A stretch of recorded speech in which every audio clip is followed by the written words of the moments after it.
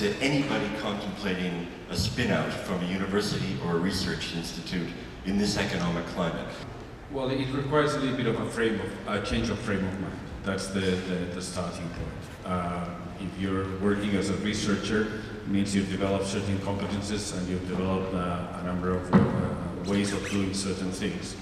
And the moment when you start thinking in a slightly different frame of mind, which is developing a spin-out, becoming an entrepreneur, it means that you have to slightly change your competences. It doesn't mean that you have to acquire all of them anew, because this is not the case.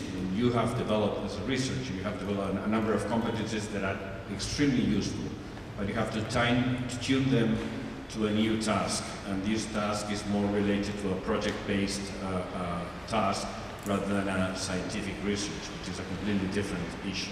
Okay. That would be my starting point. So reskill, basically. Correct. Change in skilling. Marja. Thank you. I have a very pragmatic advice for academic researchers. Seek the highest quality advice, service, technology transfer office, abroad if needed, and this is particularly important for some of our small countries. Seek your advice and service from the private sector, where you have high quality professionals, and fade away from university technology transfer offices if they are populated by civil servants who have not had the opportunity to gain the required competencies. And the last comment is based on experience. Oh, based on experience. We're going to come back to that question, Marja. Odile.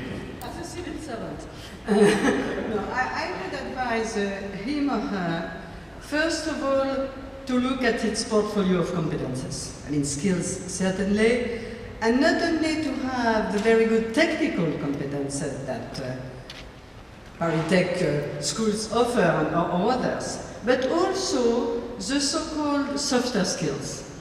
Entrepreneurship spirit, that's very clear. Risk-taking, that's another very clear element.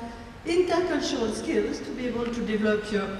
So that would be my first thing. The second thing, which is a bit linked to advice, is partnership. This person should build strong partnerships with a lot of stakeholders, including venture capital, including all the financing element. And the third point, which is difficult in Europe, we know, is to take the risk.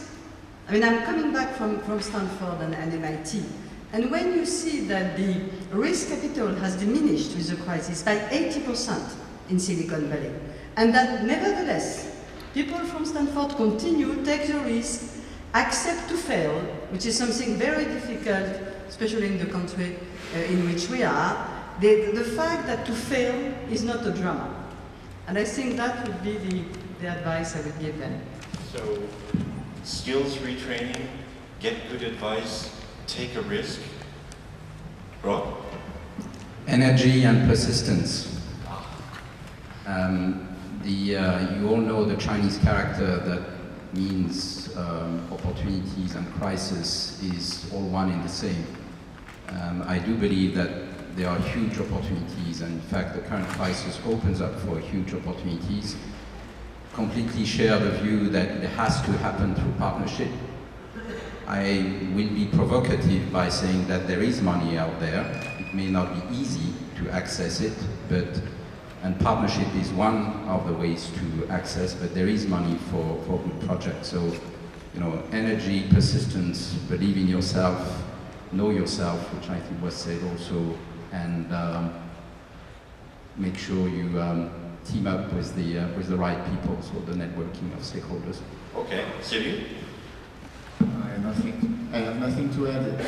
Not to be alone, find money. Not to be alone? Not to be alone, find money and keep hope. I think the middle one is probably the most difficult one to manage, particularly right now. Well, okay, so let's come back to some of these points in a little more detail. Marja, let's start with you.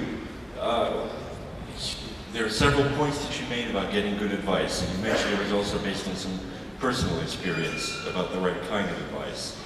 So, what do you mean? Well, yes, if you allow, I'd like to elaborate a little broader. So I think that academic researchers need mentors. They need a mentor, somebody who has been in a similar situation, who is a researcher, right, and has been able to make the tiger's leap into the domain of innovation. The researcher should be informed about those basic things. What is the legislation in my country? Who owns the IPR? What are the regulations and rules of the university? And of course, they have to conform to these rules. Then the academic researcher, this is my credo, and I know that there are other visions as well, should keep to him or her core competence and core activity, which is the research itself. So there is a question, should I now learn how to be an entrepreneur, or should I keep to my research? And that should be a very clear sort of action plan. What route to really choose? And then I think that on the broader scale, researchers should finally adopt the opinion or the position that the moral obligation of research that is publicly funded is to feed back to society in one form or another, and one sector, of course, is economic development. You wish me to comment on the technology transfer office problem, so to say. So I'm Finnish from Finland. Before my job at the European Science Foundation, I was vice president of the University of Helsinki in charge of research, doctoral training and innovation. And the university has a technology transfer office. So it's public-private, but it has not been able to acquire the very challenging set of competencies that these people must have. And it's a small country, Finland, okay? So I have lived through 10 years of these problems of not really having the required competence skills in the technology transfer office. And so it has had some successes, also great failures. And so this is a critical point, because the researcher, you know, would not be completely informed whether the quality of that service is high enough. And I have been opting in Finland the possibility of perhaps networking internationally between, you know, academic technology transfer offices, because there are fantastic ones around in universities in Europe, for sure. But this is a key question. Everything can go wrong if you don't get the professional advice. Just to elaborate that, and Odile, could I bring you in on this? So, inter-networking technology transfer offices, just a point you made. I think there's one happening right now. A point that you made just now. Odile, is there a role for the EU in doing this? Well, of course, on many fronts. I mean, the first front, which is one of the most difficult one, which you mentioned, is of course the IPRs. We all know the fascinating discussions for years about the community patent, which is a nightmare.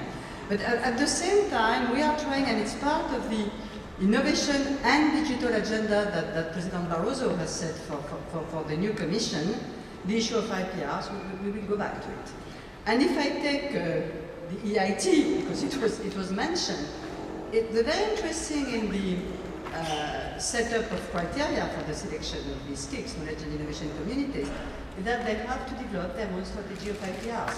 In the context of the general framework of EU, which is very broad, let's put it that way.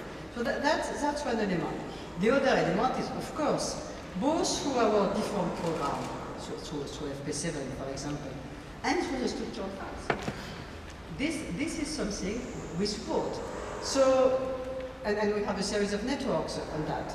So I think the EU can act, as it's often the case in this area of innovation, as legislator, like the IPRs issues, with all the limits we have, and as facilitator, encouragement, supporting networks, and so on. And we do a lot in various areas, because innovation is well spread around various departments of the European Commission.